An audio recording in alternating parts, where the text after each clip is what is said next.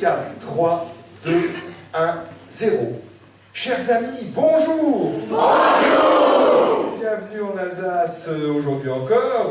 C'est d'ailleurs dans le département du Bas-Rhin que nous passons cette semaine, vous le savez peut-être, ici dans cette commune de Veillères, qui est en limite du parc naturel régional des Vosges du Nord. La commune est précisément située dans une région naturelle que l'on appelle l'Alsace bossue. Alors je vais tenter en alsacien le Krum Elsass. Ouais.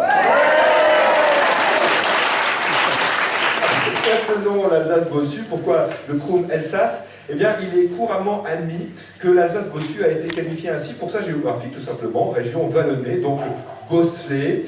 Il y a une autre explication historique, celle-là, qui est parfois évoquée. L'Alsace bossue fut le dernier territoire rattaché à la France en 1793 et il devait à l'origine être intégré au département de la Moselle. Mais pour des raisons confessionnelles, puisque la Moselle était catholique et l'Alsace bossue protestante, ce petit territoire a finalement été rattaché à l'Alsace. Et d'ailleurs, ici à Veillères, il y a dans le bourg une église catholique et une église ou un temple protestant. Quoi qu'il en soit, la commune se trouve dans l'ouest du département du Bas-Rhin, voilà pour nous situer précisément, sur ce petit territoire qui est enserré en grande partie par le département de la Moselle.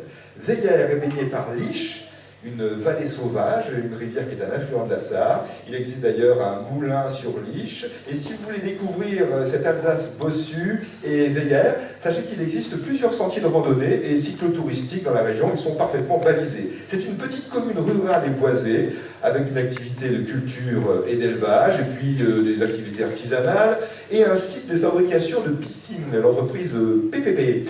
Et 620 habitants à Veillères, un public nombreux, et 2 candidats retenus pour un quart d'heure, Philippe Lossine et Pierre Braillon.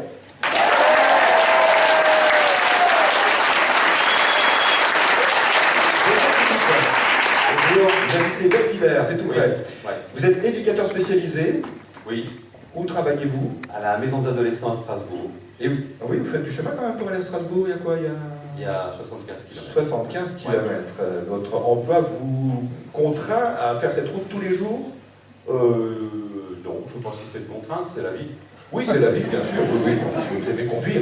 Ben voilà. Tout simplement. Alors, autre chose, Philippe, vous jouez d'un instrument tout à fait original, lequel? De la vielle à roue. La vielle à roue. Un instrument ancien qui a 1000 ans, qui a évolué aussi beaucoup pour des siècles. Ouais. Donc un instrument à cordes frottées avec une roue qui joue le rôle d'un archet circulaire finalement. Ouais. Donc qui donne un son continu. C'est un instrument à cordes frottées et à bourdon. Et donc qui a traversé 1000 années d'existence. Donc la musique sacrée, la musique médiévale, la musique baroque, la musique régionale aussi, traditionnelle qu'on appelle folklorique en fait aussi. Oui. Et dans quel cadre vous produisez-vous, jouez-vous de la vielle à roue? Ben, je joue dans plusieurs formations, dont une qui fait de la musique traditionnelle, donc de la musique qu'on appelle le folk. Et puis je joue aussi dans des formations où on fait de la musique un peu plus moderne, et entre autres avec une troupe de théâtre et avec des conteurs. Voilà. Comment s'est passée la rencontre entre Philippe Lossine et la vielle à roue? C'était un hasard il y a une quarantaine d'années, devant une vitrine à la rue de Rome à Paris, en fait, la rue des Luthiers. Oui, voilà. ça. Oui. Je suis tombé en amour devant l'instrument, voilà, un peu vraiment par hasard. Est-ce que la vielle à roue est tombée en amour devant Philippe aussi? Non, pas du tout. Ah, ça a été dur. La séduction, oui, c'est ça. Mais en tout cas, voilà. C'est une belle histoire. Bravo. Philippe Lossine avec Pierre Braillon. Bonjour Pierre. Bonjour. Vous habitez Drolingen. Drolingen, oui. C'est Drolingen, pardon, j'ai dit Drolingen, excusez-moi. Vous habitez Drolingen, c'est tout près d'ici. Oui, c'est tout près. Vous êtes enseignant à mi-temps, vous avez fait ce choix parce que vous vous occupez de votre fille qui est petite. Hein. Oui, c'est Angélique, elle a 2 ans et demi. Angélique a 2 ans et demi. Là, je m'en occupe pas, mais elle est là. Oui, elle est dans la salle. Oui. Ah oui, au fond de la salle, très bien. Elle a la totote dans la bouche. Oui, ça faut pas le dire. Non, faut pas dire. Non. D'accord. Et elle va rentrer à l'école bientôt? Elle va venir dans mon école en septembre. Vous allez la voir comme élève? Peut-être pas, mais elle sera dans la même école que moi. Vous êtes enseignant donc en maternelle. Oui, à Petersbach. Oui, c'est ça. Ah, dites-moi, Petersbach, c'est une commune où il y a, si je ne me trompe pas parce que j'y suis passé, une très grande entreprise, les grands Shell Oui, France. c'est ça, du vin dont je ferai pas la publicité. Libre à chacun de se désaltérer avec ce qu'il souhaite. Hein. En tout cas, ça a l'air d'être une sacrée grosse entreprise. Tout à fait, tout à fait. Oui, passons à autre chose. Donc, vous êtes dessinateur, illustrateur, Oui, votre activité. Mon ancienne vie en devenir enseignant. Vous continuez à dessiner. C'est ça, oui. Mais pour votre plaisir uniquement. Absolument. Oui. Et vous avez illustré des livres pour enfants. Oui, j'ai publié quelques albums qui sont plus disponibles. L'édition étant ce qu'il est, les livres sont détruits quand ils ne sont pas vendus. C'est vrai, assez rapidement. Oui, mais ils sont bien vendus quand même. Ah, je ne serais pas là si c'était si bien vendu. Ah bon, d'accord. C'est vrai que le monde de l'édition est assez difficile. Je vous souhaite très bonne chance au jeu. Philippe Le Signe, Pierre Braillon, hop là.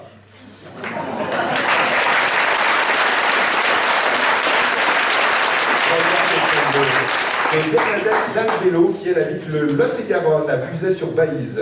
Sous quel autre nom connaît-on mieux cet art martial chinois appelé littéralement boxe de fête suprême? Fête, F-A-I, accent circonflexe, T-E, donc la partie la plus élevée, le sommet, le point culminant, si vous voulez, dans ce sens-là. Donc sous quel nom connaît-on mieux cet art martial chinois qui, si on traduisait son nom littéralement en français, s'appelle boxe de fête suprême?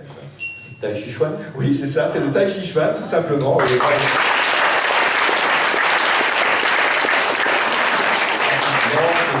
Gymnastique de santé, le Tai Chi Chuan.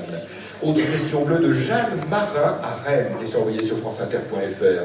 Comment appelle-t-on ces petites plaques qui représentent une partie du corps malade ou en mauvais fonctionnement, qui étaient achetées à l'entrée d'un temple, puis offertes aux dieux de la mythologie, dans l'espoir de guérir de celui qui l'offre? Mais en fait, ces plaques, on en trouve encore dans les églises, on les appelle ainsi. Donc quel est le terme employé pour désigner ces petites plaques? C'est pas des ex-voto. Hein. Ce sont des ex-voto, tout simplement.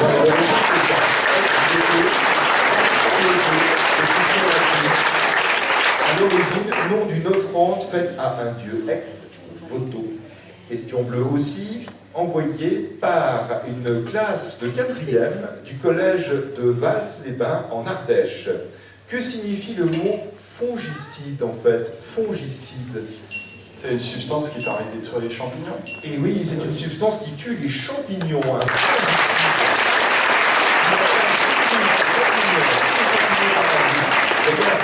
Les élèves de 4e qui nous ont envoyé cette question sont des latinistes, nous précise-t-il sur le courrier électronique qu'ils nous ont envoyé.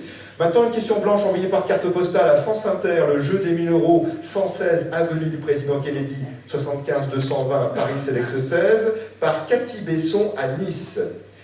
Quelle était la particularité physique de ce guitariste français d'origine tzigane, bien connu dans le jazz? Alors, dites-moi le nom de ce... C'est Django Reinhardt. C'est Django Reinhardt. Et il avait 2 doigts au moins?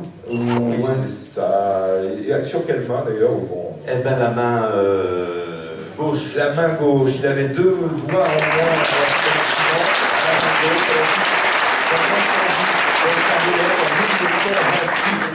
Django Reinhardt, un film qui a été consacré il y a peu de temps avec Reda Kateb, Django. Question blanche aussi, de Jean-Marie Fournier à Saint-Priest, dans la métropole de Lyon. En 1946, naissait une nouvelle